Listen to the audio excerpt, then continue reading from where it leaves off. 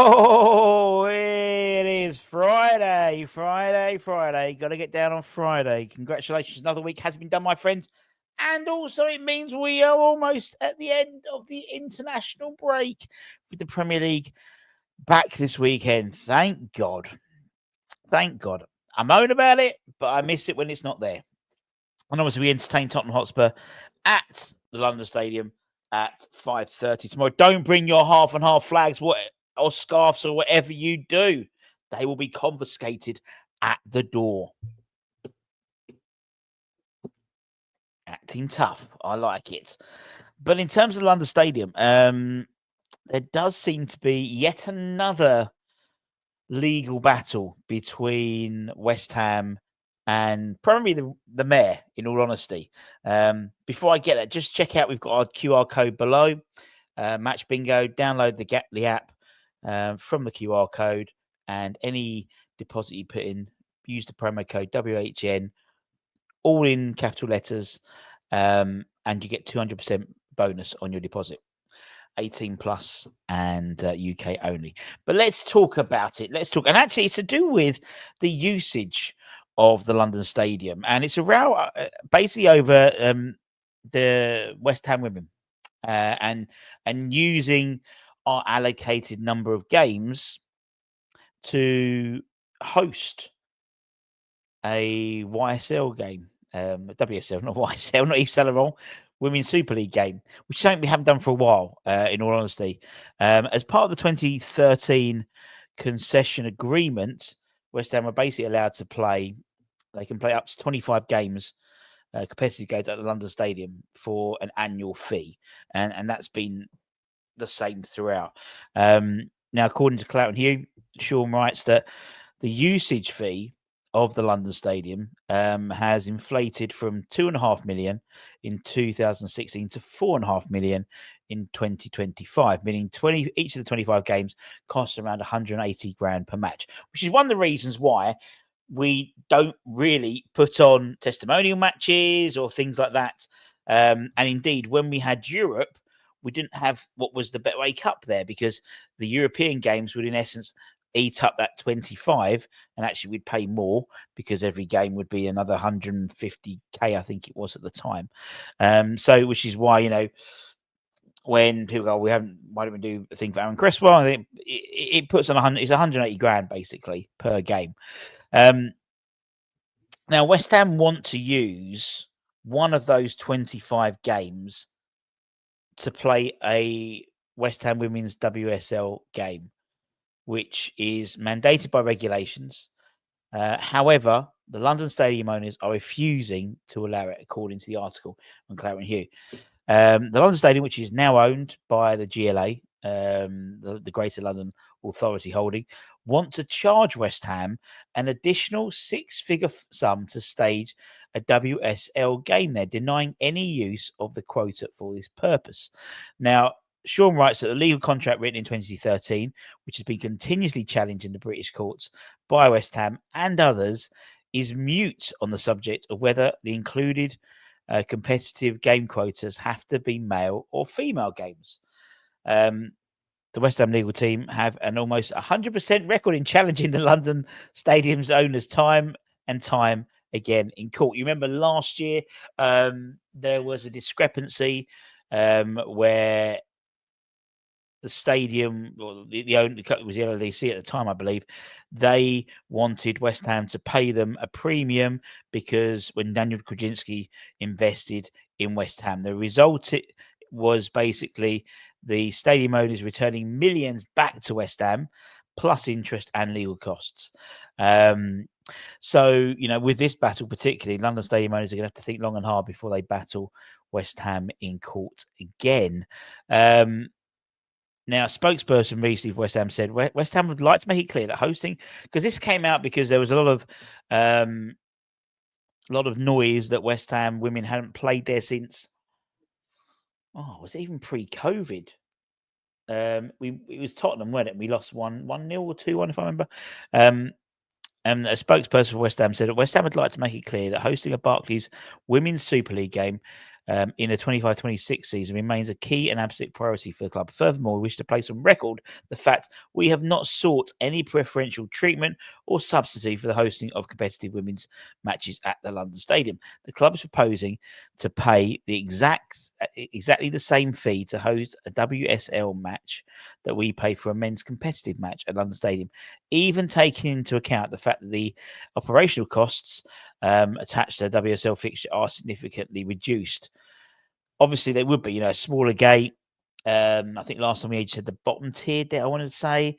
Obviously, traditionally, West Ham women play at Dagenham Redbridge, which is 3,000 maybe capacity, albeit they wouldn't get that.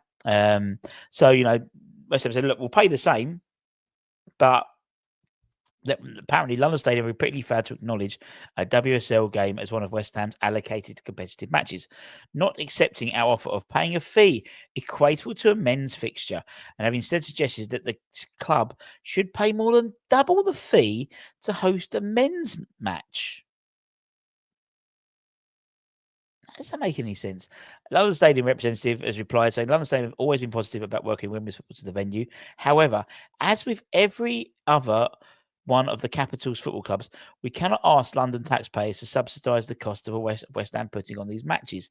The current agreement does not apply to West Ham's women's team. Therefore, separate arrangements are required to be made. However, London Stadium shares the club's enthusiasm to stage women's football matches and have made a very good offer to West Ham for use of the venue. We remain open to conversations. So basically, what they're saying is, at the moment, that 180 grand a game, like levy for additional matches, is heavily subsidised by the taxpayer, which it is. And what they're saying is actually that the true value is probably double that. And that's what they've said. They've offered West Ham that they have to pay, a couple of $100 grand, £250,000 to put on a WSL game, which, in all honesty, West Ham aren't going to get back that revenue in terms of the number of seats being filled. They might get close. I don't know how much the match day revenue is, but that would be on a 60 odd thousand stadium rather than maybe 15, 20,000 at tops. In response, a spokesman for the London Mayor's office said it is unrealistic and unfair to expect the taxpayer to provide a competitive advantage to one of the capital's football clubs by subsidising the staging of events. The Mayor understands London Stadium has made a very good offer to West Ham for the use of the stadium and that they remain open to conversations with this. So it looks like there's going to be another court battle, to be honest, by the sounds of it, between the GLA and West Ham over this matter. I, for one, think it's absolutely appalling.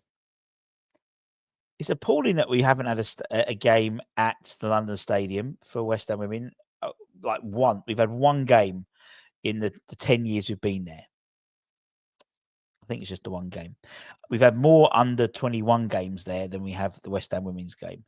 The fact is the West Ham women are playing at Dagenham Redbridge. Now, usually the way WSL matches are, they're very weirdly timed, particularly, and sometimes we're almost playing at the same time. So I'm not saying every game should be played at London Stadium, but, once or twice a season as a showcase, I think is absolutely crucial. Similarly, the under 21s, we don't play there particularly often at all. Although saying that, I think it was if we'd got through to the final of, wasn't the FA Youth Cup, I think it was the Premier League Cup, but the under 21 version, that would have been, was it the FA Cup? Or was it the league? I can't remember. That was earmarked to be played at the London Stadium, the final. With West Ham, if West Ham got there, and in terms of it was really weird the way it's sort of home and away, and based on the draws, it sort of falls into place where it was no real rhyme or reason, to be honest. But that's the issue of not owning the stadium. If we owned the stadium, then naturally we could play more matches there. We could play testimonials there. We could do more charity events there. We could, have regular women's football there. Not saying every game, because again, it's just different, but what I'm saying, 2-3 times a season at least could be played there. Same as under 21s when they're playing a big, a Tottenham under 21s or someone like that, making it more of an event. And that's the issue, isn't it?